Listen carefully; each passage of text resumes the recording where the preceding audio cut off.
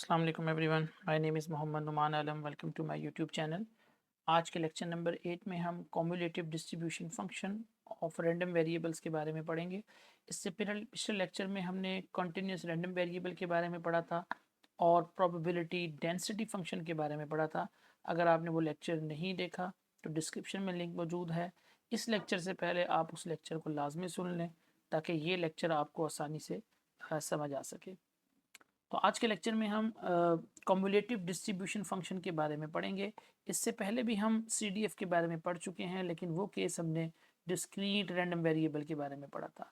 So if x is a continuous random variable with probability density function f of x, then a function capital F of x is equal to the probability of capital X is less than equal to x is equal to minus infinity to x f of t dt and where x is lies between minus infinity to plus infinity. अब हम क्या कह रहे हैं, अगर capital X हमारे पास कोई भी कॉन्टिन्यूस रैंडम वेरिएबल हम लेते हैं और इसका जो प्रोबेबिलिटी डेंसिटी फंक्शन है उसको हम f of x का नाम दे रहे हैं, तो जो फंक्शन हमारे पास है हम यहाँ पर एक नया फंक्शन बनाएंगे जिसको हम कैपिटल F of x से रिप्रेजेंट करेंगे। और वो हम किस तरीके से डिफाइन कर रहे हैं कि हम ये कह रहे हैं कि स्मॉल x से छोटे जितने भी रैंडम वेरिएबल्स हैं अगर हम उनकी प्रोबेबिलिटी निकालें तो वो किस तरह निकलेगी कि हम अपने डेंसिटी फंक्शन को यानी प्रोबेबिलिटी डेंसिटी फंक्शन को माइनस इन्फिनिटी से x के ऊपर क्या कर देंगे, इंटीग्रेट कर देंगे। तो जो भी हमें आंसर मिलेगा वो बेसिकली हमारे पास कॉम्युलेटिव डिस्ट्रीब्यूशन फंक्शन कहलाएगा। अब आपको अगर याद हो तो लास्ट लेक्चर में भी हमने एक केस पढ़ा था कि मिसाल के तौर पे अगर मुझे ये प्रोबेबिलिटी फाइंड करनी है x less than equal to a की, तो आपको याद होगा हमने ये बताया था कि इस फंक्शन को हम इंटीग्रेट कर देंगे इसकी लोअर लिमिट से। अब देखें x is less than equal to a, अगर a से हम बैक पर जाएंगे तो इसकी लोअर लिमिट माइनस इन्फिनिटी होगी और इसकी अपर लिमिट जहाँ तक हम जा रहे हैं वो हमारा a है into f of x into d of x. अगर आप इसको गौर से देखें तो ये भी वही चीज़ बन रही है कि probability of x less than equal to small x का मतलब क्या होगा, क्योंकि हमें स्मॉल x से पहली जितने भी रैंडम वेरिएबल्स हैं उनकी प्रोबेबिलिटी निकालनी है। तो इसकी लोअर लिमिट कहाँ से होगी, माइनस इन्फिनिटी से, और कहाँ तक आएगी, अंटिल आपके पास x तक आएगी और आप अपने फंक्शन को क्या कर देंगे, इंटीग्रेट कर देंगे। तो देखिए बिल्कुल यही बात हमने लिखी है कि माइनस इन्फिनिटी से x तक हम फंक्शन को इंटीग्रेट करेंगे into f of t d T. और यहाँ पे हम कोई भी वेरिएबल ले सकते हैं, t की जगह s z कुछ भी लिए जा सकता है, राइट जी। अब लाजिम बात है जो भी आंसर यहाँ पर आएगा वो x का ही फंक्शन होगा, तो तभी तो इस फंक्शन को हम कैपिटल एफ ऑफ एक्स से डिनोट कर रहे हैं और यही हमारा कैपिटल एफ ऑफ एक्स जो है वो हमारे पास कम्युलेटिव डिस्ट्रीब्यूशन फंक्शन कहलाता है। अब इसकी कुछ प्रॉपर्टीज़ हम यहाँ देख लेते हैं। इसकी पहली प्रॉपर्टी क्या है जी, कि जो हमारा कम्युलेटिव डिस्ट्रीब्यूशन फंक्शन होगा वो 0 और 1 के दरमियान होगा, क्योंकि हमें पता है ये प्रोबेबिलिटी है और प्रोबेबिलिटी हमेशा 0 और 1 के दरमियान ही होती है। अब इसकी सेकंड प्रॉपर्टी क्या कहती है, अगर हम इस कम्युलेटिव डिस्ट्रीब्यूशन फंक्शन का डेरिवेटिव ले लें और हमें पता है कि हम इस डेरिवेटिव को ऐसे भी लिख सकते हैं कि differential operator of F of x. लाजमी बात है इसका मतलब भी वही है, D by D x of F of x का क्या मतलब होगा, एफ प्राइम ऑफ एक्स, और ये किसके इक्वल होगा, स्मॉल एफ ऑफ एक्स के। कैसे होगा कि जैसे हम देखते हैं कि अगर हम लिखते हैं D by D x of capital f of x, अब हमें पता है कि ये जो कैपिटल एफ ऑफ एक्स है ये हमारे पास किसके इक्वल है, हम इसको लिख सकते हैं this is minus infinity to small x into some function f of x into d of x. चलिए लेट से यहाँ पर मैं थोड़ी देर के लिए इसको एज्यूम कर लेता हूँ ये F of T into d T है। अब लाजमी बात है हमें पता है कि ये डिफरेंशियल और इंटीग्रल आपस में कैंसिल हो जाएंगे और जब हम इस फंक्शन को इंटीग्रेट करेंगे तो ये लिमिट जब यहाँ पे पुट होगी तो हमारे पास इसका जो आंसर आएगा वो एफ ऑफ एक्स ही आएगा, यानी इन टर्म ऑफ एक्स ही आएगा। अब हम जानते हैं क्योंकि ये प्रोबेबिलिटी डेंसिटी फंक्शन है और प्रोबेबिलिटी डेंसिटी फंक्शन हमेशा greater than equal to zero होता है। पिछले लेक्चर में हमने ये डिटेल से पढ़ा था। अगर आपका density function greater than equal to zero है तो इसका मतलब है आपका जो ये डेरिवेटिव है इस सी डी एफ का वो भी क्या होगा, greater than equal to zero हो जाएगा, यानी ये नॉन इंक्रीजिंग फंक्शन को रिप्रेजेंट करेगा। ठीक है जी। अब नेक्स्ट में प्रॉपर्टी नंबर 4 हमें क्या बताती है, वो हमें ये बताती है कि अगर हम इस कम्युलेटिव डिस्ट्रीब्यूशन फंक्शन को माइनस इन्फिनिटी पर देखें तो उसका आंसर हमारे पास ज़ीरो हो जाएगा। कैसे ज़ीरो होगा, लेट्स से अगर हम एफ ऑफ माइनस इन्फिनिटी को यहाँ पर डिफाइन करें तो मैं इसको मैथमेटिकली ऐसे भी लिख सकता हूँ कि जो माइनस इन्फिनिटी है इसको मैं लिमिट्स के फॉर्म में ले आता हूँ कि x approaches to minus infinity, और इसकी जगह मैं एफ ऑफ एक्स लिख लेता हूँ, क्योंकि लाजिम बात है जब आप x की जगह माइनस इन्फिनिटी पुट करेंगे तो आपके पास यही सोल्यूशन बन जाएगा। अब बाय डेफिनेशन हमें पता है क्या होता है कि जो एफ ऑफ एक्स है वो हमारे पास इसके इक्वल होता है, क्योंकि पीछे हम डेफिनेशन देख चुके हैं कम्युलेटिव डिस्ट्रीब्यूशन फंक्शन की।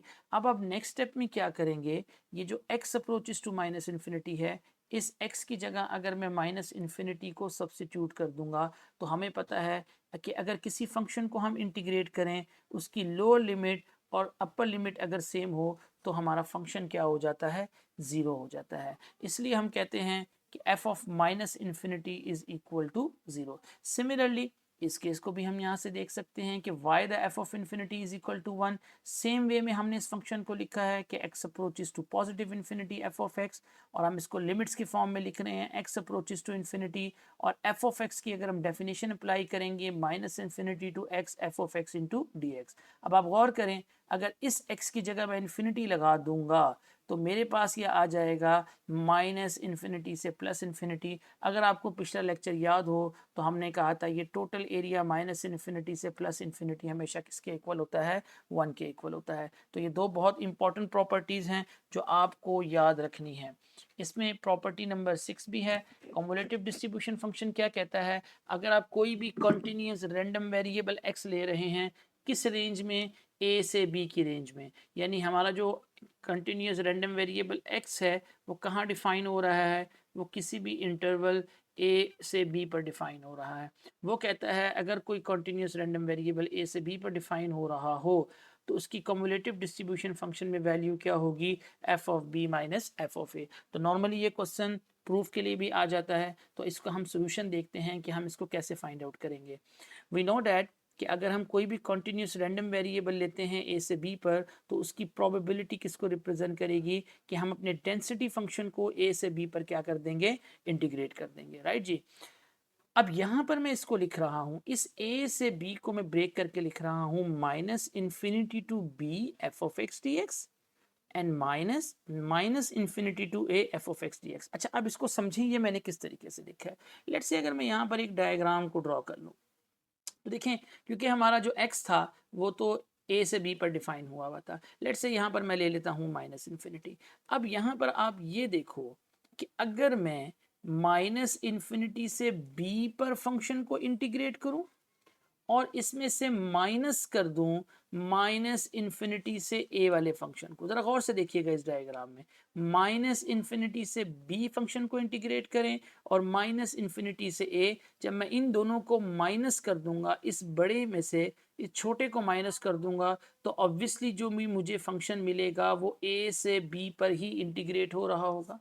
आई होप आपको समझ आ जाएगी कि ए से बी पर हमने कैसे ब्रेक किया कि माइनस इन्फिनिटी से बी में से माइनस कर दिया माइनस इन्फिनिटी से ए, तो हमें सेम आंसर ही मिलेगा ए टू बी। अब आपको ये पता है कि जो minus infinity to b f of x d x है वो probability x less than equal to b होता है। कैसे होता है, जैसे अभी हमने प्रॉपर्टी पढ़ी थी, अगर कोई भी मैं इस फंक्शन को डिफाइन करूं probability of x less than equal to b, तो आपको याद होगा मैंने क्या बताया था, क्योंकि इसकी लोअर लिमिट माइनस इन्फिनिटी हो जाएगी और ये कहाँ तक जाएगा, बी तक जाएगा, f of x into d x. तो आप देख सकते हैं कि ये हमारे पास f probability of x less than equal to b बन गया। इसी तरह ये बन जाएगा the probability of x is less than equal to a. और अगर आपको याद हो तो हम नॉर्मली इसको लिखते हैं कैपिटल एफ ऑफ बी, ठीक है जी। तो ये बन जाएगा आपका कैपिटल एफ ऑफ बी और ये बन जाएगा आपका कैपिटल एफ ऑफ ए। ठीक है जी।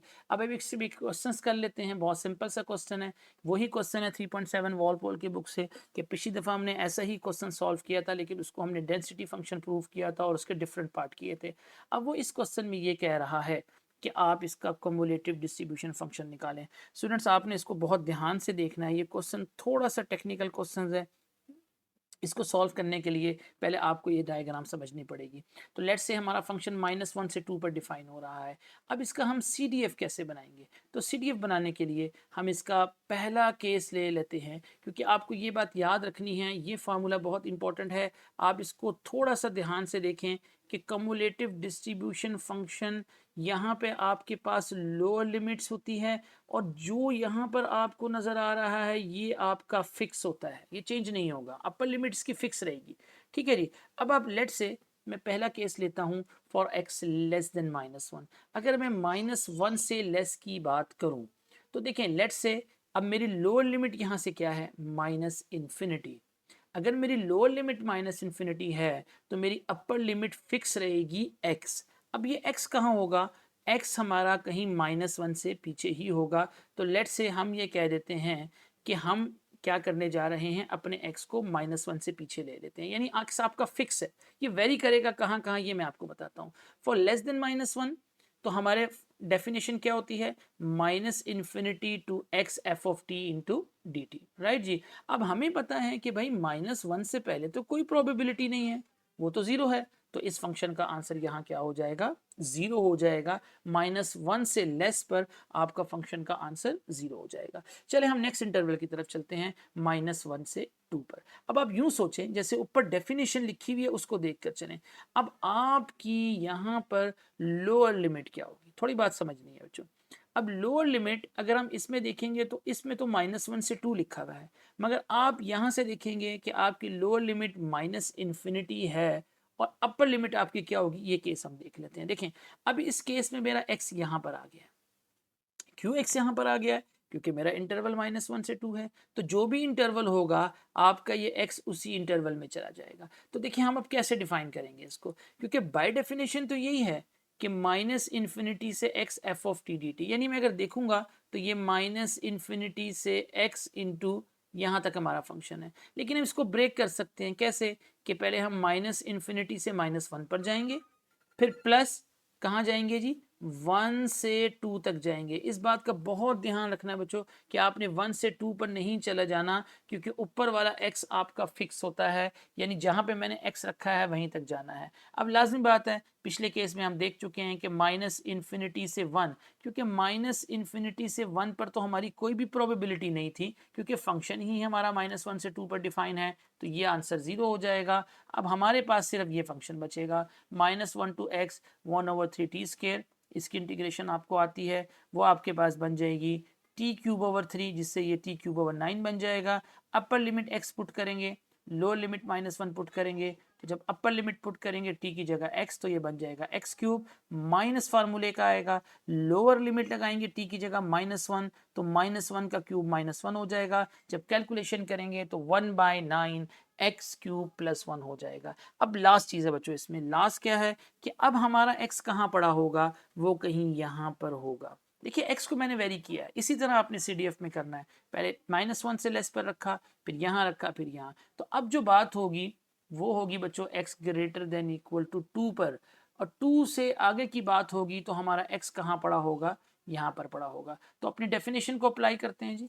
ये हमारी डेफिनेशन चल रही है -infinity to x f of t into d t. अब अपने x को देख के चलें, आपका x यहाँ पड़ा हुआ है तो कैसे डिफाइन होगा, पहले -इन्फिनिटी से -1 जाएंगे, फिर प्लस -1 से 2 जाएंगे, फिर +2 से आप x तक जाएंगे।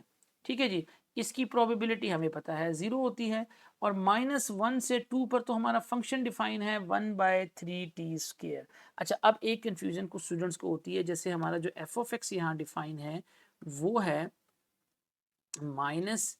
-Infinity to x f of t into d t. अब बच्चों आप देखिए जो आपका फंक्शन डिफाइन हुआ था वो था 1/3 इंटू एक्स स्क्वायर। अब देखिए यहाँ जब मैं पुट करूँगा तो वो 1/3 x स्क्वायर नहीं होगा, वो हमारे पास t का स्क्वायर बन जाएगा, क्योंकि फंक्शन हमारा t में है, जैसे ये लिखा है 1/3 टी स्क्वायर। ठीक है जी। अब इस फंक्शन को आप इंटीग्रेट कर देंगे, क्योंकि 2 से x पर भी कोई प्रोबेबिलिटी नहीं है, यहाँ पर भी हमारी प्रोबेबिलिटी 0 होगी, तो सिर्फ हमारा जो बच जाएगा वो 1/3 टी स्क्वायर बन जाएगा। तो हम इस फंक्शन को अगर इंटीग्रेट करेंगे तो हमारे पास ये 1 आंसर कैसे आएगा, क्योंकि पीछे भी हमने देखा था कि इस फंक्शन को ज़रा आप इंटीग्रेट करके देखें तो ये बन जाएगा आपके पास दिस इज t³/9 और ये है जी -1 से 2, राइट जी। तो अब हम इसमें अगर अपर लिमिट लगाएंगे 2, तो 2 का क्यूब कितना हो जाएगा 8, लोअर लिमिट लगाएंगे -1 का क्यूब। जब आप इसको सॉल्व करेंगे तो ये बनेगा 1/9, 8 + 1 यानी 9/9, दिस इज इक्वल टू 1। तो वही सेम वैल्यू आपको यहाँ पर आती हुई नज़र आ रही है। ठीक है जी। तो आपका जो टोटल CDF बना वो कैसे बन रहा है कि -1 से लेस पर तो कोई प्रोबेबिलिटी नहीं है, लेकिन -1 से 2 पर जाएंगे तो आप पिछली स्लाइड में देख सकते हैं कि -1 से 2 के ऊपर हमारा फंक्शन आया था 1/9 x³ + 1, राइट जी। आप यहाँ पर देख सकते हो -1 से 2, और 2 से ग्रेटर पर हमारा आंसर क्या आ रहा था 1 पर आ रहा था। तो ये हमारा कहलाता है cumulative distribution function for continuous random variable. इसका एक लास्ट क्वेश्चन यहाँ पर आप देख सकते हैं, ये अगर आप स्केच बनाना चाहें तो बना लें, नहीं बनाना तो फ़र्क नहीं पड़ेगा, लेकिन स्केच बनाने से थोड़ा सा आपको विजुअलाइजेशन आसान हो जाती है कि ये स्केच हमने यहाँ पर कैसे बनाया है, राइट जी। अब इसका सेकेंड पार्ट है, सेकेंड पार्ट पे वो कहता है कि आप using the CDF you have your find probability of 0 less than x less than equal to 1। अब आपको याद होगा मैंने प्रीवियस ही अभी बताया था कि अगर कोई CDF की हम बात करते हैं तो आपके पास CDF में इसका फार्मूला होता है f of b minus capital F of a। तो देखिए हमने यही लगाया है f of 1 minus f of 0। अब ये एफ ऑफ 1 की वैल्यू 2/9 क्यों है? देखिए एफ ऑफ 1 का मतलब 1 के इक्वल। अगर आप इस फंक्शन को देखें तो 1 के इक्वल वैल्यू यहाँ भी नहीं है, 1 के इक्वल वैल्यू यहाँ भी नहीं है, मगर इस इंटरवल के दरमियान 1 मौजूद है। -1 से 2 का मतलब है इसमें -1 भी है, इसमें 0 भी है, इसमें 1 भी है। तो 1 के इक्वल पे ये वाला फंक्शन आएगा 1/9 x³ + 1। तो हम क्या करेंगे, क्योंकि 1 इसमें मौजूद है, ये 1 यहाँ सब्सिट्यूट कर देंगे, सो 1 का क्यूब 1 हो जाएगा, 1 + 1 2, 2/9 हमारे पास आप देख सकते हो कि f ऑफ 1 की वैल्यू है। सिमिलरली -f ऑफ 0, तो आप देखें 0 आपका कहाँ पड़ा हुआ है, 0 भी इसी इंटरवल में मौजूद है, तो हम इस x की जगह 0 सब्सिट्यूट करेंगे, तो 0 + 1 इज़ 1, तो हमारे पास ये आ जाएगा 1/9। ठीक है जी। इन दोनों को सब्ट्रैक्ट कर देंगे तो आपका आंसर बन जाएगा 1/9। ये बड़े इंपॉर्टेंट क्वेश्चंस हैं, इनको आपने बहुत ध्यान से सॉल्व करना है। इसकी एक आखिरी एग्जांपल है वॉलपोल के बुक में, वो आप देख सकते हैं 3.13, द डिपार्टमेंट ऑफ एनर्जी, इसको शॉर्ट में वो लिख रहा है DOE, department of energy puts project out on a bid and generally estimate what a reasonable bid should be, call the estimate b, इसको बी का नाम दिया जा रहा है। द DOE यानी department of energy has determine the density function of the winning low bid is given by this one.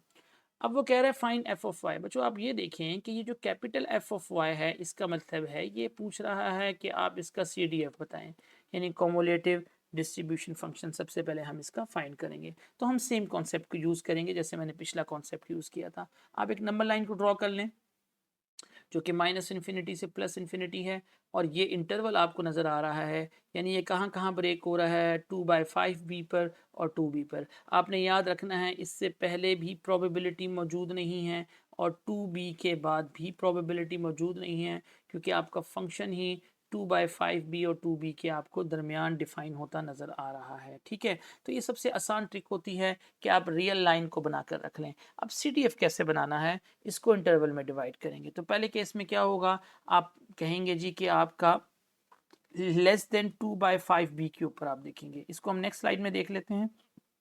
जैसे देखें